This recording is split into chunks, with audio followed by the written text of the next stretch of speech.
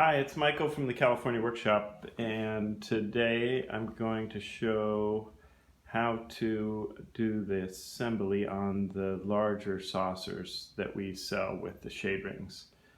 And shown here in the picture is a top shade ring with the socket and then a bottom shade ring with the opening so light can shine out.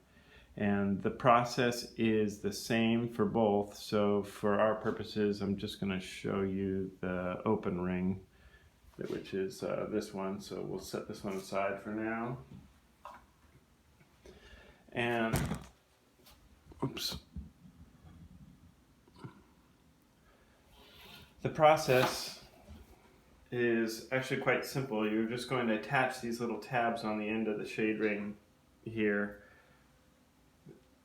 to the openings on the lampshade itself, and it doesn't matter where you start. You may be aware of the orientation of it. You may prefer one finished side over the other. And then you can start either at the end, or you can start in the middle, or you can start anywhere you want. Doesn't matter, it's going to work out.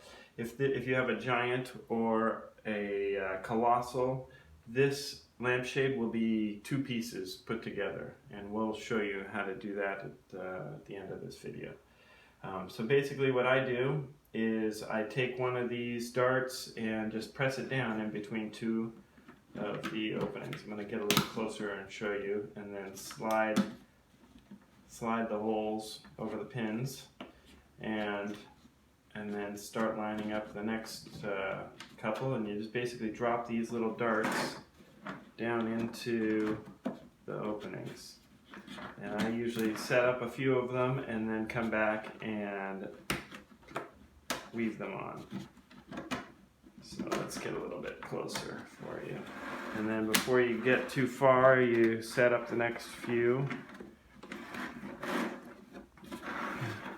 And it's always good to do this kind of work on a big clean surface. I use my dining table here.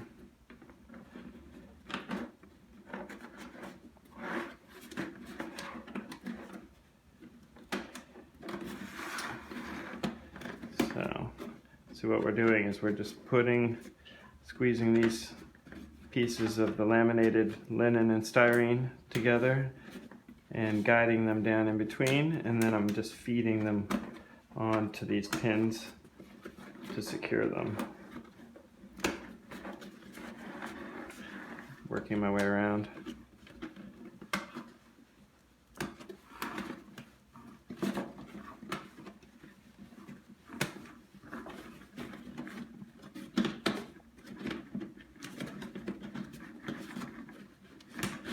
Setting up the next few, and then the scale changes, but the process is the same. This is the jumbo size. The Giant and the Colossal have a larger and thicker ring made out of wood, but it will look identical to this otherwise. It's just the scale changes. And you'll see it didn't matter where I started, because we've got the same number of pins as we have holes. It's going to work out. Then we end up right back where we started.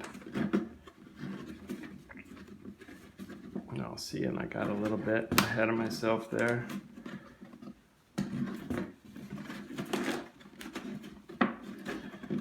Take this one off. That didn't go with it. And the material is pretty tough. So you don't have to be too careful with it. There we go. And this is another technique that I use. Is sometimes I just grab one of the pins on each one, and then I come back and get the remainder later. And you can see here, this is where we started, and we still have a few more to go. I can just guide that little tip right down in between them. There's a technique where instead of putting that tip down, you're pulling this one up, but I prefer this assembly method. It keeps the fabric cleaner. The other way is okay too though, so if you did it the other way, that's fine.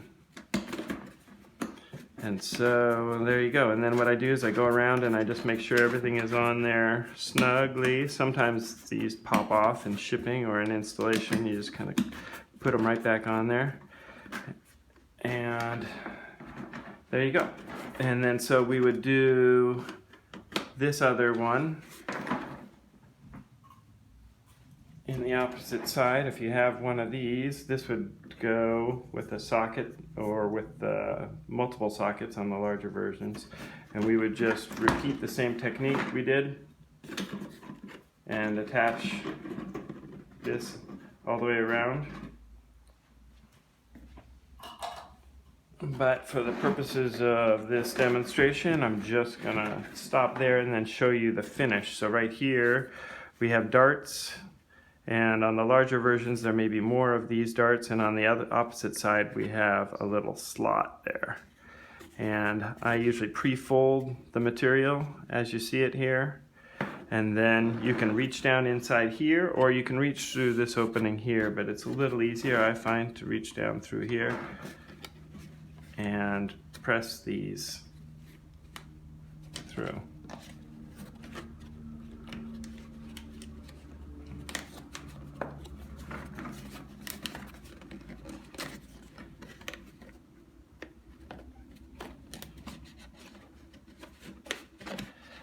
This is a little tricky, but it's a little dart and it has little detents that should hold it in place. You can always use needle and thread here if you have problems with the closure. It's the way we did it originally, and it's a nice touch to make it very secure. So there's the finished seam. All right, so that's it. Let us know if you have any questions.